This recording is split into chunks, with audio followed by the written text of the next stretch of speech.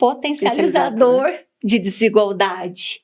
Como que eu posso trazer essa população para participar mais das tomadas de decisão? Como que eu posso fazer uma população mais aguerrida do ponto de vista cidadão, participativo? Ela só vai conseguir, né? A gente só vai conseguir trazer essa visão quando ela se sentir parte desse sistema maior, em que as decisões, elas não vêm só dos gestores.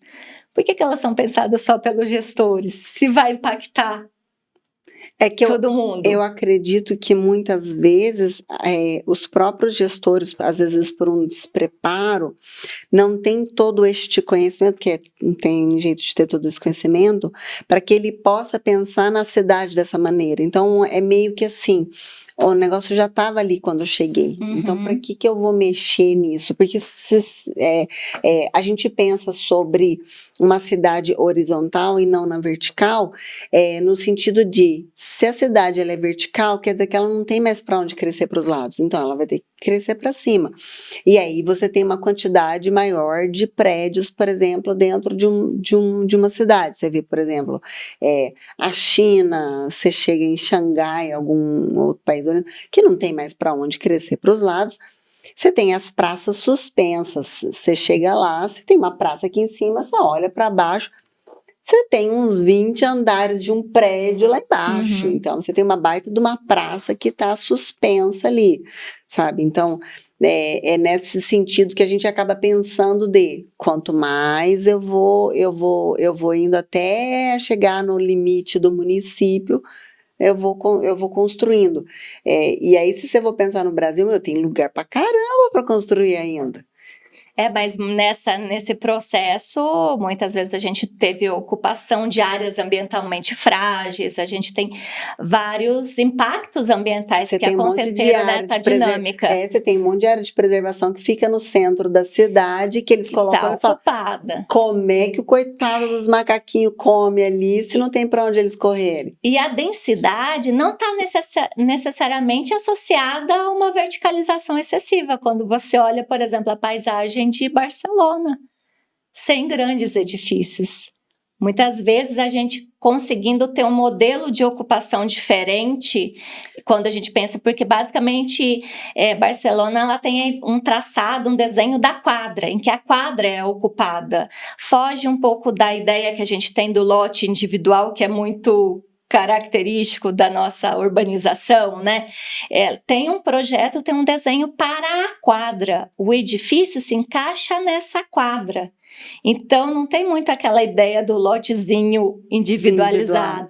E no centro, a ideia, né, do Cerdá era a questão das áreas verdes no centro das quadras. Então, área verde próxima de todo mundo. Onde você olha e fala assim, é uma cidade que você tem muito mais área verde e com muita qualidade de vida. E aí entra na parte das cidades humanas. Pensando em, né, você fala sobre segurança, mobilidade, meio ambiente, economia. Se a gente fosse pensar num maior desafio ali, você pensaria no quê? Você fala, cara, disso tudo, eu acho que o maior desafio de uma cidade tem para colocar esse ponto da cidade inteligente, qual seria? Eu acho, sim, a governança participativa, em que a gente vê esses países, essas cidades, na verdade, que aparecem muitas vezes como referência de cidades inteligentes.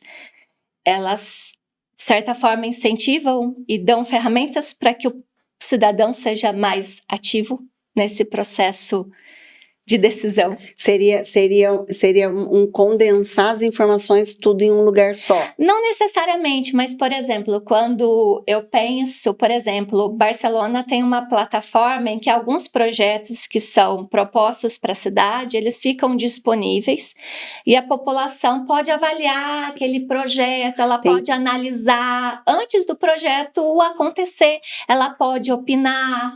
Então, existem fóruns, existem debates, tudo isso no meio digital. A Prefeitura de Recife também, ela foi até premiada justamente porque ela conseguiu colocar a cidade inteira dentro de um aplicativo. Então, você consegue fazer a maioria dos serviços de prefeitura, tudo em um só lugar, não só dos serviços, mas ter acesso às informações que a prefeitura tem, que a prefeitura disponibiliza, e eu estou falando não só de poder legislativo, de poder executivo, de poder judiciário, também tudo dentro de uma única plataforma. Então, se você for parar para pensar, não é um negócio absurdo, porque a gente já tem uma grande prefeitura do capital do Recife, que é enorme, que já trabalha dessa forma. E daí a gente pensa em como essa informação chega, porque a gente também tem que trabalhar com uma linguagem acessível a todos. Então, não é também só fazer a plataforma e se eu não tivesse letramento digital acontecendo. Por exemplo, se a grande parte da população não tiver acesso à rede Wi-Fi, muitas vezes gratuita, ela não vai conseguir acessar essas plataformas. Então, é um conjunto de ações que a gente tem que ir empreendendo nesse sentido. Então, acho que os desafios maiores nossos nesse momento é a gente pensar em talvez numa população mais participativa e que a gestão pública abra esse caminho para essa participação popular, essa participação social em que todos os grupos sejam efetivamente ouvidos, né, para reduzir justamente exclusões que a gente sabe que acontecem na nossa sociedade. Então, justamente redução de exclusão, redução de desigualdades e também essa questão do pensar, igual eu falei, o modo de cidade que a gente tem e o modo de cidade que a gente quer construir para o futuro, né? Essa reflexão, mas que realmente a informação chegue de forma clara para a maior parcela possível da população. Nossa, é que aí a cabeça vai longe. Porque quando você fala não só sobre cidades inteligentes, aí a gente, por exemplo, a gente está vivendo um boom de inteligência artificial, em que você começa a encaixar em muitas coisas. Então, por exemplo, esses semáforos que são inteligentes já estaria utilizando esse tipo de tecnologia. Do mesmo jeito que, por exemplo, você conseguir colocar tudo dentro de um aplicativo, você sim, através dessas tecnologias, você consegue ter uma absorção desses dados todos que a gente estava conversando no início da conversa e fazer a própria mineração desses dados para que eles possam trazer tomadas de decisões mais inteligentes também. Então, na verdade, você traz a tecnologia a teu favor, mas não é só a utilização de tecnologia, porque se você fala sobre as pessoas em si, sobre como essas pessoas vão agir, aí eu acho que aí a conversa fica, eu falo que o buraco fica mais embaixo. Porque você fala sobre cidades humanas, que é você trazer essas pessoas para um convívio, você diminuir desigualdade, você fala sobre acessibilidades, por exemplo. Existe alguma cidade em que tenha, por exemplo, essa regulamentação, tem esse selo, por exemplo, numa cidade que seja, não falo 100% acessível, porque é humanamente impossível, mas que tenha uma acessibilidade para pessoas com deficiência, por exemplo? Dentro dos indicadores de cidades sustentáveis e até mesmo serviços urbanos e qualidade de vida, né? A gente tem indicadores relacionados a essa questão da acessibilidade também. Então, são indicadores que são analisados também nesse processo, né? Não tem um selo específico só da acessibilidade em si, né? Mas a gente tem vários normas e parâmetros em que a gente consegue analisar esses aspectos de acessibilidade, né? Que a gente também poderia pensar, né, nessa questão de cidades mais humanas, acessibilidade como um desses elementos, né? Aí a gente fala também de áreas verdes, quanto de área verde tem dividido pela população, né, em termos de metragem mesmo quadrada. Tudo isso faz com que a cidade seja mais humana, né? Então, o aspecto humano está relacionado desde a micro, como eu falei, até a macro escala. Então, desde a condição da calçada que eu tenho, dos dispositivos que possibilitam a acessibilidade para pessoas com diferentes deficiências, né? Desde, por exemplo, uma deficiência física, intelectual. Então, eu tenho já disponíveis vários dispositivos que eles podem ser empregados na cidade para garantir essa maior acessibilidade. Mas isso também passa por uma questão de conscientização de tudo isso, que a acessibilidade, ela é um dever ali da cidade, né? Então, as cidades devem ser pensadas a partir disso. Então, melhorias, projetos. Que todas as cidades que aderissem a esses projetos de cidades inteligentes, elas deveriam, então, ter uma comissão multidisciplinar que tivesse esse olhar para a cidade inteira. Exatamente. Porque se você fala, por exemplo, sobre acessibilidade, eu vou dar um exemplo. Aqui em Poços, você tem um semáforo sonoro. Uhum. Então, você aperta, ele fica apitando. Uhum. À medida que ele vai chegando mais perto, ele muda o tipo de apito, que, por exemplo, para uma pessoa que tem uma deficiência visual consiga atravessar. Mas não tem, por exemplo, um dispositivo para um surdo cego.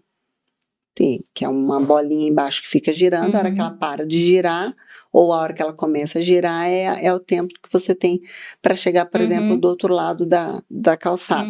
E a gente fala sobre pisos táteis, por exemplo, dentro de calçadas. Só que, no caso, é uma equipe multidisciplinar para conseguir olhar, porque como é que a gente vai olhar para a parte ambiental, para a parte tecnológica? Aí você vai ter que trazer especialistas de tecnologia para poder juntar e conseguir ter esse olhar.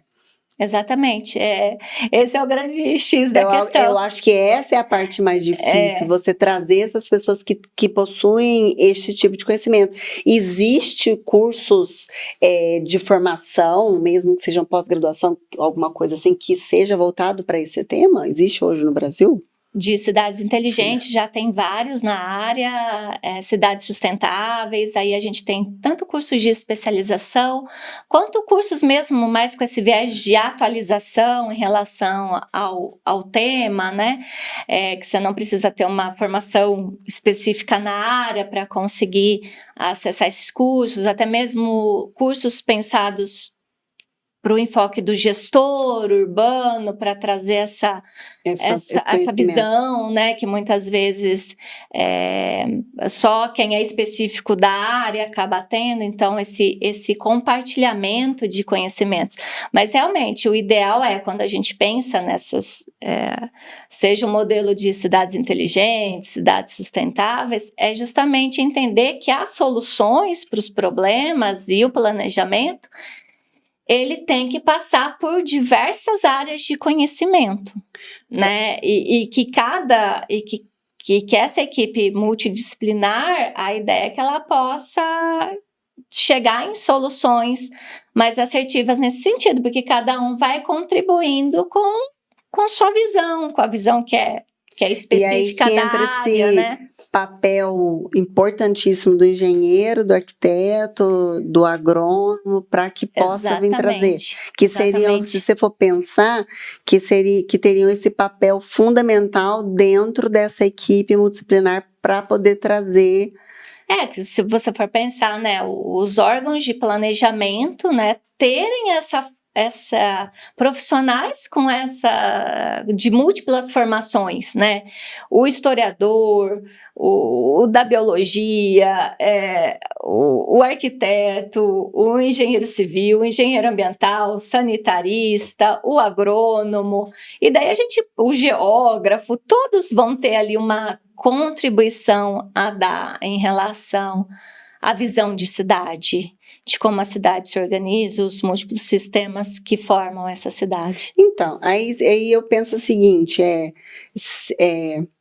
é um trabalho em que, teoricamente, eu acredito que já deva se trabalhar dentro das faculdades para que esses profissionais já saem de dentro das faculdades já com com esse assunto. Uhum. Porque se você fala, por exemplo, para um agrônomo que vai cuidar de uma plantação de café, mas aquela plantação de café, à medida que a cidade ela vai chegando perto, ela sofre um impacto profundo em cima daquilo. Uhum. Então, você ter esse conhecimento, ele vai fazer diferença dentro do teu trabalho. Do mesmo jeito que a gente pega, por exemplo, para áreas de saúde e tudo mais. E aí, pensando, né, no nosso público, são os engenheiros, arquitetos, que habilidades e competências profissionais você acha que eles precisam ter para conseguir desenvolver mais esse olhar, mais esse papel? Eu acho que é justamente buscar esse conhecimento que foge um pouquinho, às vezes, da sua área específica de formação ou de atuação. A gente vê, né, nesse mundo conectado, que tudo acontece tão rápido, que a gente constantemente tem que estar estudando, lendo sobre múltiplos assuntos, mesmo que muitas vezes esse assunto não é da minha formação específica, mas às vezes tem um impacto no meu modo de vida, vai me impactar de alguma forma, né? Então, eu acho que é justamente conseguir ter essa visão plural, justamente buscando uma formação plural, né? Claro que você tem, mas principalmente quem quiser ir para essa área, né? Isso vai ser ainda mais necessário. Eu acho que já não é nem mais para quem quiser ir para essa área, porque você como docente se enxerga o tanto que esse tema é importante para todas as formações. Sim, porque a gente está discutindo sobre espaço, sociedade, sobre todos esses elementos, né, que caem diretamente no tripé da sustentabilidade, né?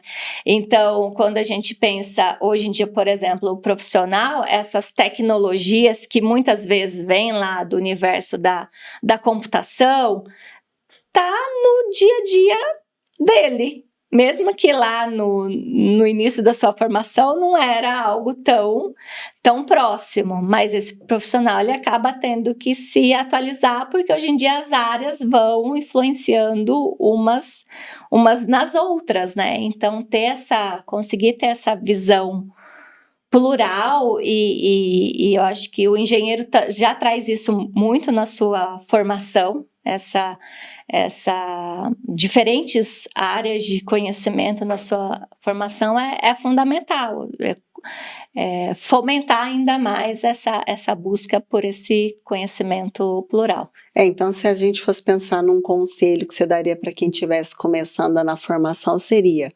mesmo que se você não for para esse lado, que você tenha esse conhecimento, porque esse conhecimento vai fazer diferença total na maneira como que você vai construir ou desenvolver um projeto. Sim. Então, você pensa, por exemplo, numa cidade que está se descentralizando. Então, você pega, por exemplo, aqui em Poços, em que você tinha os poderes públicos centrais, uma prefeitura central. Então, você tinha todos os serviços ali. E aí, de repente, ela sai daqui e vai para uma ponta da cidade.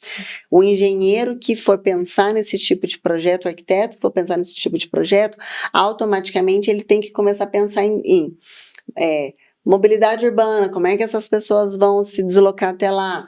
Por que essas pessoas se deslocariam? Aí vai ter pista suficiente para o tanto de carro? Quantas pessoas têm carro que vão ali? Onde é que essas pessoas vão estacionar? E aí você pega, por exemplo, o arquiteto que vai projetar todo esse prédio para que ele seja sustentável de acordo com a região e ele cause menos impacto. Eu penso muito nessa parte da arquitetura e da engenharia, sobre impactos ambientais também. Tem uma casa, ela fica num deserto, eu não lembro o nome do bem tipo do deserto. Ela é uma casa todinha espelhada, já viu? Ela é uma casa famosa. Pode ser que eu tenha visto, tem famosa porque você consegue alugar ela no Airbnb. Eles fizeram uma casa no meio do deserto, você aluga ela por Airbnb. É uma casa, ela é toda retangular, só que ela é inteirinha espelhada. Aí você pensa que a pessoa pensou e falou assim, para diminuir o impacto visual ali no meio. E Mas quanto de passarinho que não deve bater naqueles espelhos e morrer?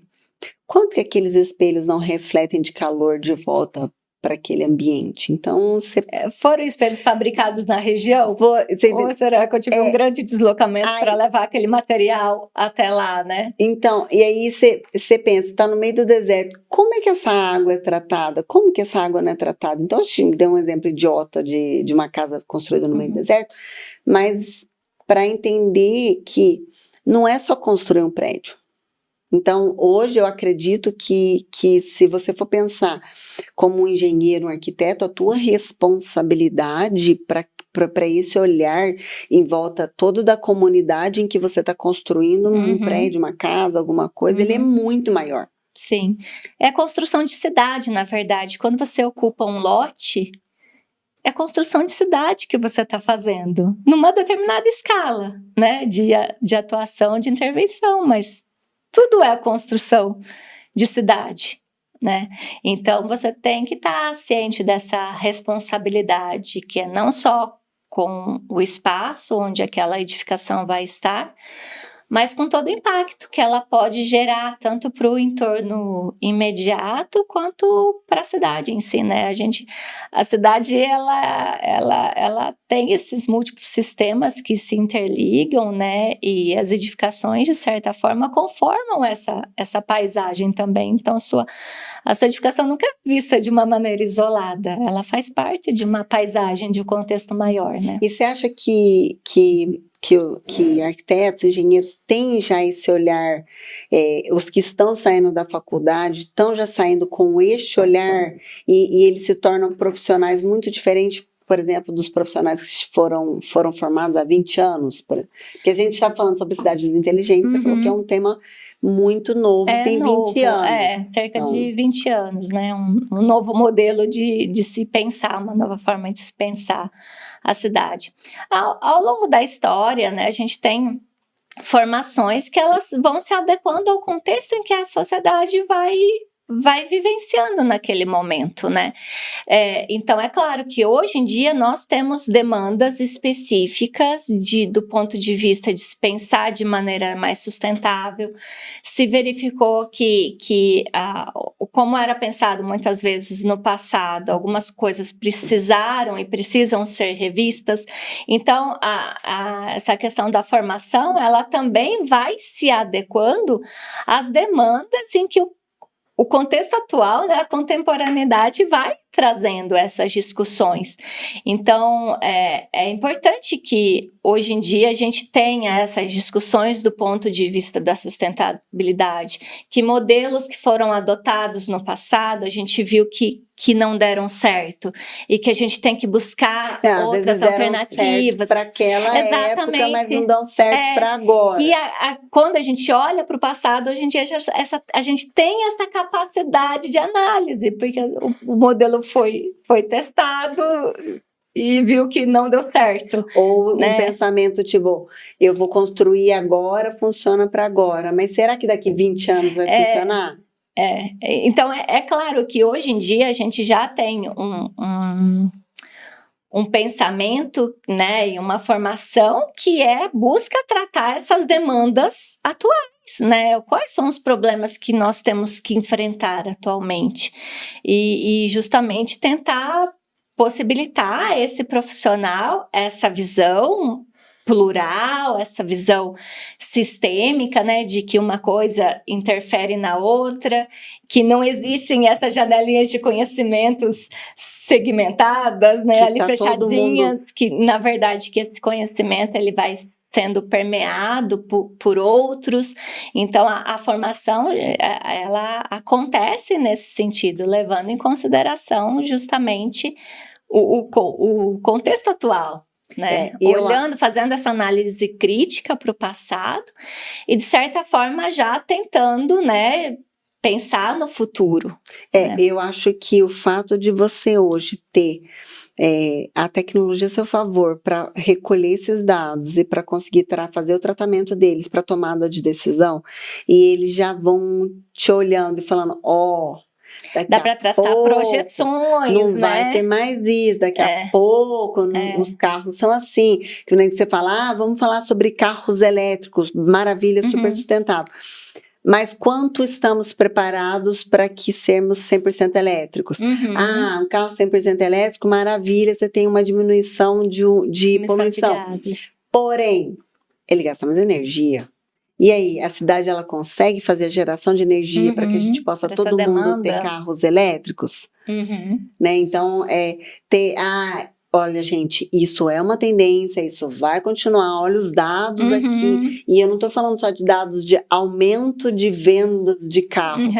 Mas as pessoas estão, sim, utilizando muito mais esse tipo de veículo e tal. Então, vamos nos preparar para que a gente possa ter essa demanda de mais utilização de energia lá na frente? Vamos. E aí, mas que tipo de energia que a gente vai gerar? Você entendeu? É justamente esse pensamento global, que eu acho que... E de futuro. Que os profissionais, né, e principalmente os especialistas, precisam ter, né, que é justamente a